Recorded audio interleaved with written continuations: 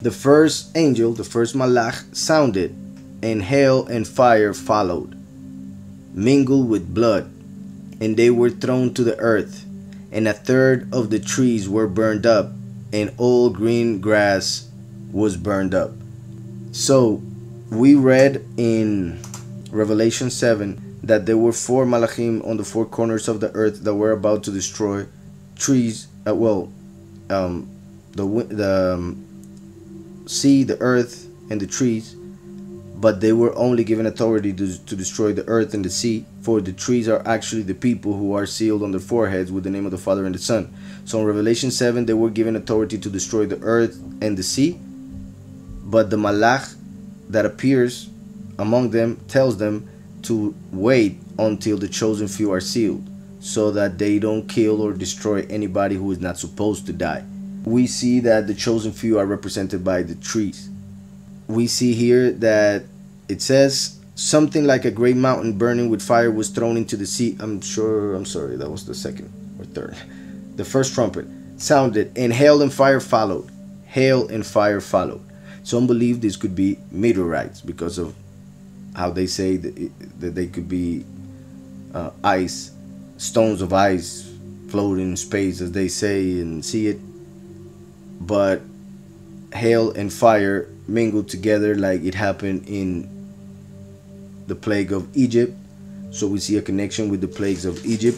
In fact, the two witnesses come as Moshe and Aaron to prophesy the 10 plagues. 10 plagues in Egypt. Now there will be still 10 plagues during the first 3.5 years, during the 7 seals and 7 trumpets. One would say there are 14, yet when you count the bad plagues, the seals and trumpets, when something bad happens on the earth, there are only 10 of them. Because, for instance, the first seal is something positive, the 5th seal is something positive, the 7th seal shouldn't be counted because the 7th seal are the 7 trumpets, and the 7th trumpet is the harvest. So from the 14 we take 4 out, for they are positive, and we have only 10 negative. So during the 3.5 years in which the two witnesses testify, they will testify of 10 plagues. Well, they will testify of Messiah, but also they will prophesy 10 plagues, which are what happened during the seals and trumpets. Yet they are not exactly the same as the 10 plagues of Egypt, just in case. They are not exactly the same, but they are connected to each other because of different reasons. And even when they are connected to each other, they are not in the same order as the 10 plagues of Egypt. So we see here one like the ones in Egypt. And hail and fire followed, mingled with blood, and they were thrown to the earth. Blood represents sin, also as all the blood that they have spilled, blood that was innocent. So Yahweh will throw blood on them. Hail and fire, which is like water and fire mingled together, which seems to be impossible, yet in the heavens everything is one. For in Hebrew, Shamaim, which is heavens, is the mix of Esh and Maim, Shamaim. Esh is fire, Maim is waters. So the heavens is a mix of water and fire. In this reality in which Yahweh made duality, fire and water are enemies. Yet water and fire become friends in order to destroy Yahweh's enemies. So that's why here hail and fire came together. The first malach sounded, and hail and fire followed. This, since it's the first angel, could be connected to the first seal. The first seal of Revelation, like I said, is something positive. What's interesting is that he's the one who teaches the name and, well, the doctrine, the true doctrine, which is based on the name of the Father and the Son, to the chosen few, the names which are the seal that they receive on the foreheads. They who receive that seal are the trees, spiritually speaking. So the last comes throwing fire from his mouth, as we see in Revelation 11, fire from his mouth, from the heavens like hail and fire, being to some cold like ice, like hail, to some hot like fire in the sense of his teaching, his demeanor, etc.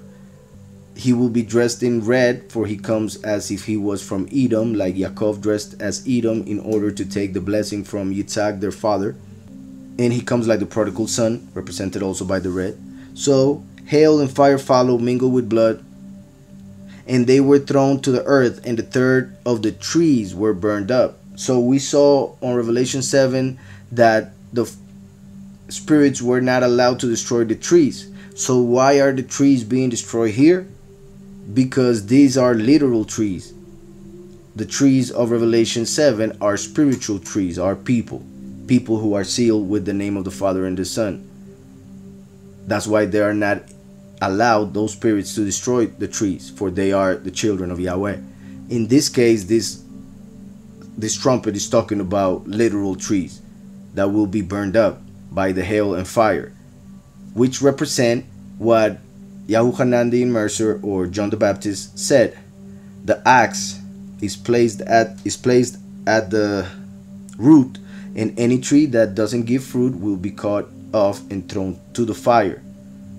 So here we see that the connection of the first seal, which is the one who to some will be cold, to some will be as fire, for he throws fire from his mouth, which is the teaching, in order to burn those who do not give fruit, the trees who do not have the name of the Father and the Son, and seal those who receive it. So now in the first trumpet, hail, cold, and fire, hot, mingled with blood, the red of Edom, is thrown to the earth, and a third of the trees were burned up. The trees burned up as the people will be because of their rebellion against the true Messiah, the true doctrine. So, and a third of the trees, like the third of the angels that fell with Lucifer and fooled the whole world with different religions, different doctrines within Christianity, which is pretty much a third of the population. And a third of the trees were burned up, and all green grass was burned up,